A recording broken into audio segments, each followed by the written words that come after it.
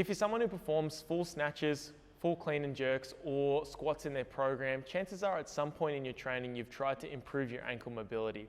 If this is you, then it's likely that you've resorted to something like those Kelly Starrett drills where you put a kettlebell on top of your knee and you're just trying to drive your shin as far forward as you can. The problem with these exercises is you end up lifting your heel and you end up orienting your whole body forward, and you don't actually improve joint range of motion at the ankle or improve how the joints in the foot actually move. You're not increasing space in these areas.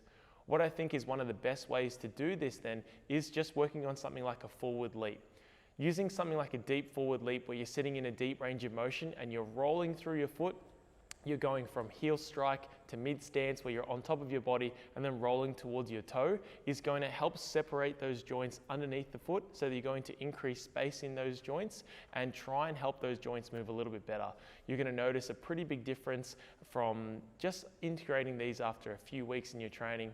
At first, you might really struggle to get your heel to land first, and you might be constantly hitting on your balls of your feet or just on your toes the whole time. This isn't going to improve mobility as much, and what you're going to want to try and do is try and slow the movement down and be a little bit more relaxed so that you land on the heels first and then roll through your foot. To add this into your program, I recommend you just start with a warm-up. Just by getting a little bit more dynamic with your warm-ups, you can probably notice a big carryover to your squats and the available range of motion that you have access to when you're performing your barbell movements.